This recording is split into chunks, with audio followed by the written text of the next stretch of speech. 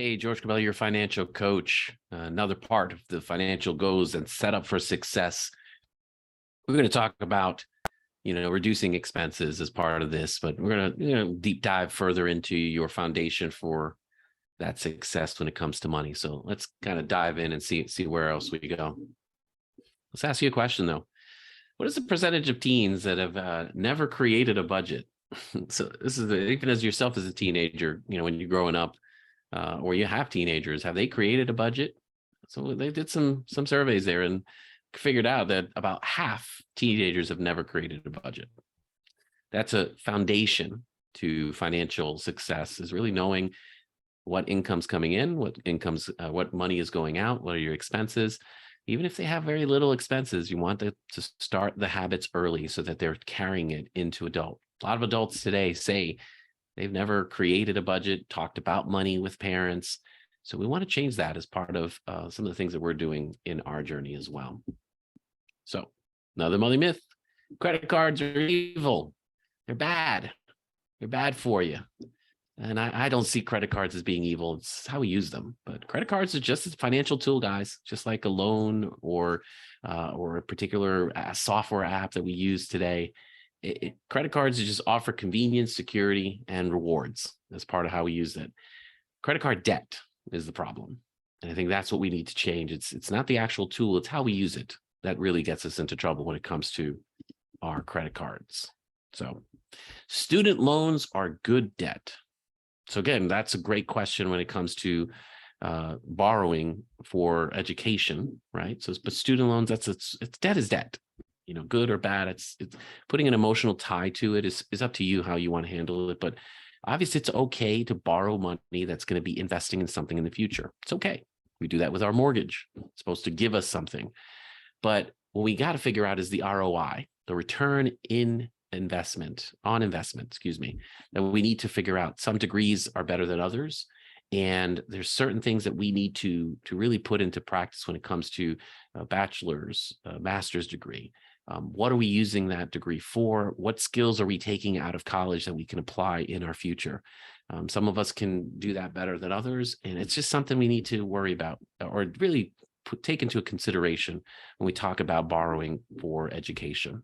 But good debt, bad debt, credit cards are evil. That's us putting emotional ties to our money, and we want to try and avoid that. So next step, reducing expenses and controlling your money. So we talked about educating ourselves, talk about making money. And now we're talking about reducing expenses. And that's what we got to try and figure out. But what are some of the things that you think about when it comes to needing to do this? What are some of the things that you think about when it comes to getting control of your money by reducing expenses, right? So reducing the cost of things that we buy, what we buy, how we use our money, the monthly expenses itself, creating debt, right?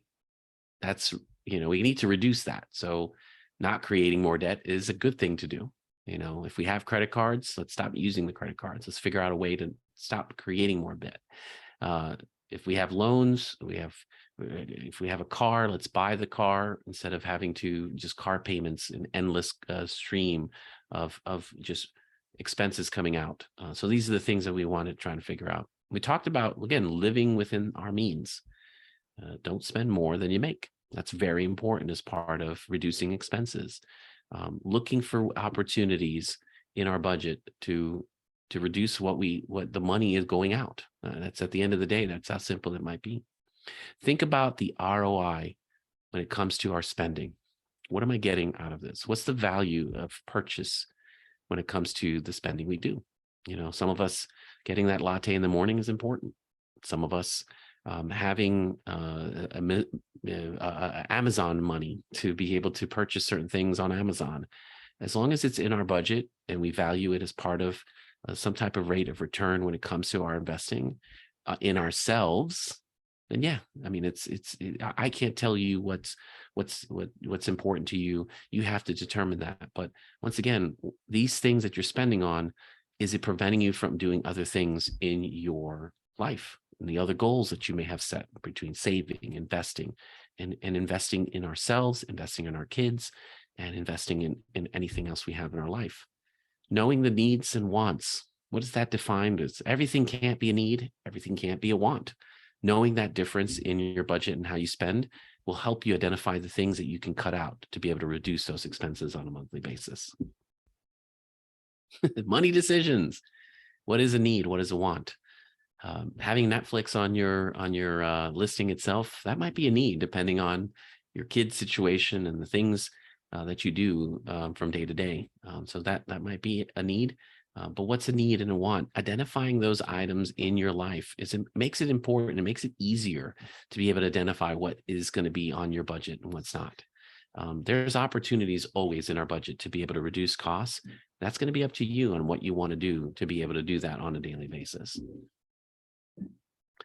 So budget needs versus wants. So for you, the questions you should be asking, where do I spend the most money each month? Is there opportunities to reduce? And it's not always about food, but maybe dining out could be an opportunity there. It's not always about, something that you'd like doing, like massages or going to the gym. It's not always about those things, because those things give you benefit in other areas of your life. But you have to look at where are you spending most of your money and looking for opportunities to be able to divert it towards your goals. Where do you feel you spend the most money each month? Because knowing what you spend it on and what you feel on, I guarantee you there's a big difference. So you need to know what you're spending on and where you feel like you should be spending it. That's the big thing. What are your budget needs? What are the things that you can't live without? Well, we know we need food, we need clothes, we need transportation, we need utilities, we need our mortgage, place to live. But after that, what else do we need? What are the things that are important? Knowing those differences and between you and your spouse and your kids, there's going to be differences in regards to what those needs are and what those wants are. So asking yourself as part of your budget, what are those needs? What are those wants? And then, of course, setting limits. You got to start changing the patterns, start changing the habits. You got to set limits in regards to what your wants are per month. What is it you're looking to spend? You can't endlessly spend every month going out and doing things that are not needs in your life. So setting limits can allow you to still do certain things, but allow you also to be able to go, when I'm reach those limits, I'm done for the month. Got to change your habits, got to change your behaviors. Setting limits is one way to be able to do that. I look at this, and there's different ways to look at your budget, but here's some of the examples of how you can save money. I've had my auto insurance for years and years and years. Didn't realize that if you shop around, you actually can probably save on your monthly for shopping around in insurance. Did that, got a good deal. Switching cell phone plans. Not having to pay for the leases on the phone, but just having a phone to be able to use, that's a big difference, and that can save you in monthly fees as well. As much as we'd like to have all of the subscription services, there's no need. You don't have enough time to be able to watch all that programming. Look for opportunities to be able to save there as well. If you need, the good thing about subscription is you can cut it out when your favorite show is on hiatus and come back to it with no charge or fee or penalty of that. So look for ways to do that there.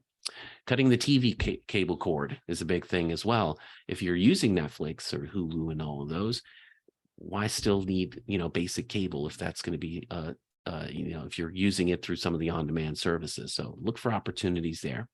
Negotiating your bills. If it's your interest rates, credit card interest rates, things like that, there's always opportunities to be able to do that there. But as you can see, if you do a few things there, you can get back at least, a few $100s back in your pocket that you can utilize towards some of the goals that you've set for yourself and your family. So that's this part. Pretty straightforward in regards to reducing your expenses. The hard part is going to be, how do you apply those and get those things going in your budget and in your plan each month? So that's the hard part, and that's what we'll continue to work on. But this part. George Schabell, your financial coach, not here to judge, just here to help.